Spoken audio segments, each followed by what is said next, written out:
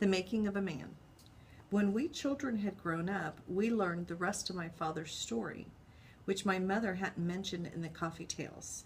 Halib was born in Sarai, Eritrea in 1934. His father died shortly after his birth, and soon after that, his mother grew sick, so she could not care for him.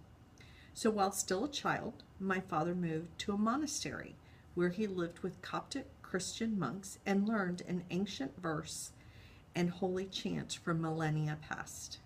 And then, at age 9, he left the monastery and wandered to the home of a relative.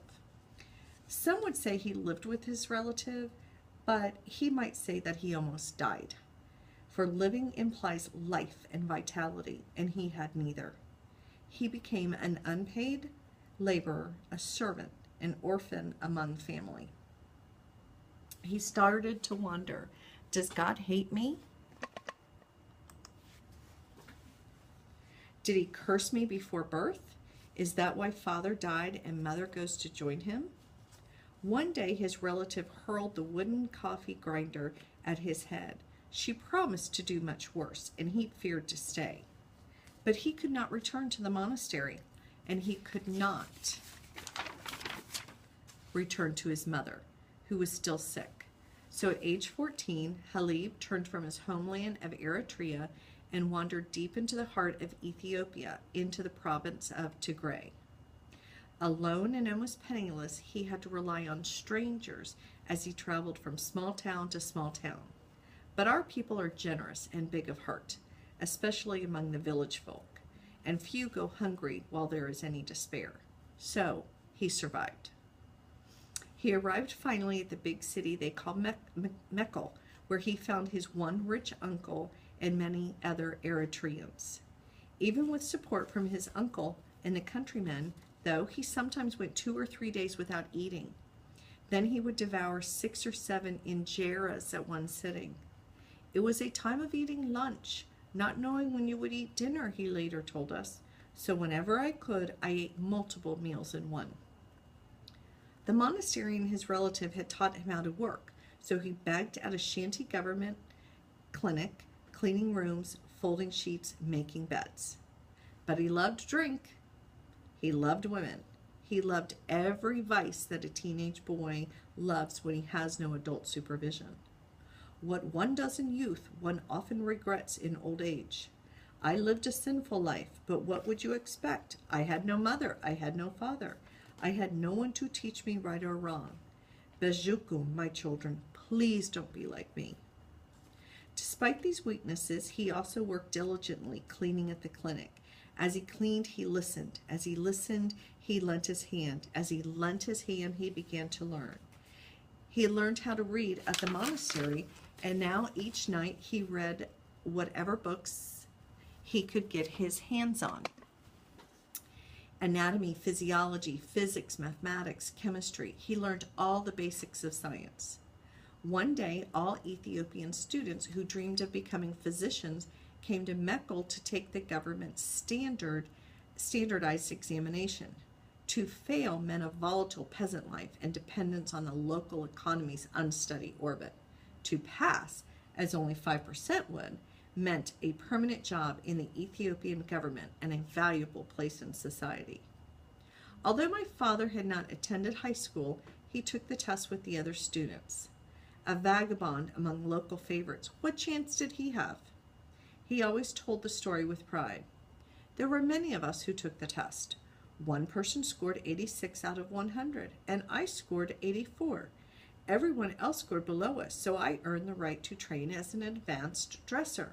Not a full-fledged doctor, but it didn't matter because there were so few doctors that as an advanced dresser, I did everything that a full doctor did.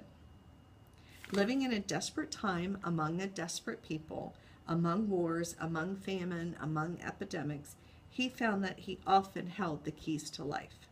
He also found that books and training were not always enough. What could books teach me if I didn't have access to the metal equipment they described? What could they teach me if I had to treat modern-day horrors with ancient tools, or if I had to traverse 25 miles or barren wilderness to treat a bedridden mother? knowing that she might be dead by the time that I arrived. The decades passed and he became famous among village folks. Halib, the son of Zedangel, birthplace Sarai, Eritrea, now living in Tigray, Ethiopia, deliverer of babies, stitcher of the bloody, mender of the broken. He would travel any distance, on foot, on mule, at night, by day, in the blistering heat of summer, in the flash floods and deep mud of winter. One day he would drink 30 cups of suwa, or habisha beer. The next day he would trek 6 hours to a remote village to save someone's life. One moment he would captivate an entire crowd, pumping his arms to drive home a humorous point. The next he would raise his shoe in anger and rifle it across the room at someone's head. When did he have his first child? 16, 18, 20? I have many siblings, half-siblings, that I don't know, and I never will. Most of them have already died. Halib, the son of Zedangel, rarely cried, but he always cried when he thought of his lost children, knowing perhaps that he had created his own childhood nightmare in their lives. You cannot know how it feels to know that you brought children into this world and abandoned them, your own blood to this harsh world. He married my mother. He was much older than her, maybe 20 years older, but that was the way of our people. A younger man had nothing to offer a woman's parents. He had to accumulate many years' wealth to convince the bride-to-be's family that he could provide for the daughter and the parents. Several years after they were married, my brother Tewold was born, and then me, and then my sister Mayrit. All three of us born in Adi Wala, Ethiopia, not far from the Eritrean border. All three of us cultural wholes, but political half-breeds, with our father from Eritrea and our mother from Ethiopia. We are the same people, same language, same food, same culture. We even share the same genes. We, the Tigrinya-speaking people. But somehow we have formed separate identities and more recently have become bitter enemies. Some say our division started centuries ago. Many others say it started with the Italians, that when they colonized us in the late 19th century, they separated my father's people from the rest of Ethiopia. With the end of World War II, the colonizers departed, but they left us to fight through our differences that they had amplified. For 30 years, we fought against each other and alongside each other. We took a little break to catch our breath and have resumed fighting now. Many of my father and mother's people now hate each other, but they did not hate each other in my father's day. How else could my father, an Eritrean, live among my mother's people for almost 3 decades? How else could he nurse so many of her people back to life? How else could he marry my mother? My father grew wealthy. He had his own pharmacy, his own general store, and he ran his own clinic. He had livestock by the hundreds and was known to all in the area. He had many friends, but he also had many enemies. Powerful enemies. They came uninvited and threatened him. Do not treat this patient. He killed my brother. Didn't you hear me, you son of a woman? I said do not treat him. You won't stop? Okay, just wait then. I will show you your work. Just wait. We'll see how long your clinic stays open. My father, a healer, had been robbed of his power to heal. Soon he began to think about leaving. They have broken into my clinic and destroyed all my supplies. They have threatened to do worse. Tigray does not have the medicine that I need, and I fear to go deeper into Ethiopia.